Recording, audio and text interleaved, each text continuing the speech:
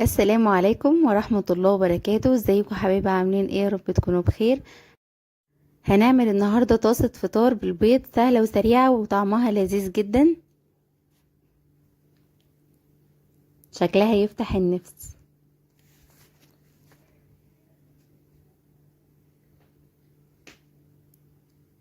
يلا بينا نبدأ الفيديو بتاعنا ونشوف عملناها ازاي. معايا 3 بيضات،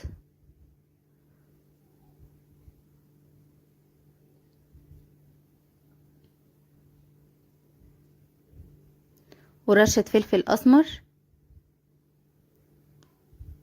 وابتدي ان انا اضربهم بالشوكة كويس كده. بقوا مجهزين معايا، هنركنهم على جنب وهنبتدي نشوف هنعمل ايه تاني. معايا طاسة فيها مادة دهنية، معلقة سمنة او زبدة او زيت، وهنبتدي ننزل طماطم شرايح زي ما انتوا شايفين كده. اول ما تتشوح معايا هنزل بالفلفل. ممكن كمان تضيفي قرن فلفل حامي، ده اختياري حسب الرغبة.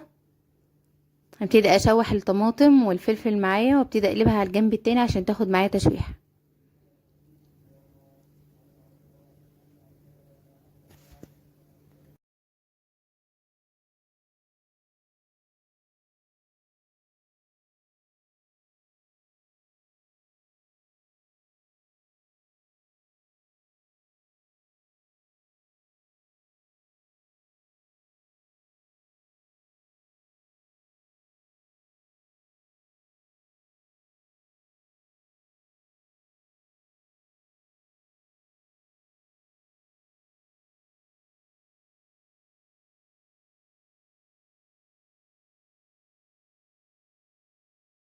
اول ما تاخد تشويحة على الجنب التاني هبتدي انزل بالبيض،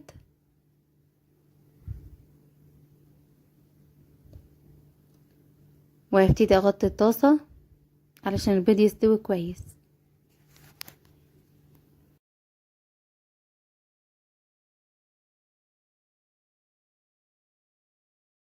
هنا تقريبا البيض معايا خلاص اهو استوى، فاضل بس تكة بسيطة. هبتدي انزل برشة جبنة موتزاريلا. ممكن تضيفي جبنة رومي، او لو مش عاوزة تضيفي اي اضافات على البيض مفيش مشاكل. هبتدي اغطيها كمان مرة علشان الجبنة تسيح معايا.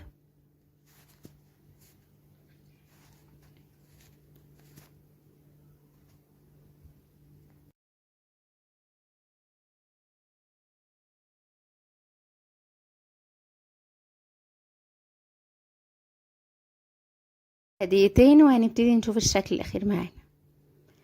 هنا بعد ما سبتها دقيقتين كده الجبنة ساحت. هطفي عليها بقى وهتقدميها بألف هنا وشفا. اتمنى تجربوها، ولو عجبتكم متنسوش تدعموني باللايك، ولو اول مرة تشوفيني دوس اشتراك عشان يوصلك مني كل جديد. السلام عليكم ورحمة الله وبركاته.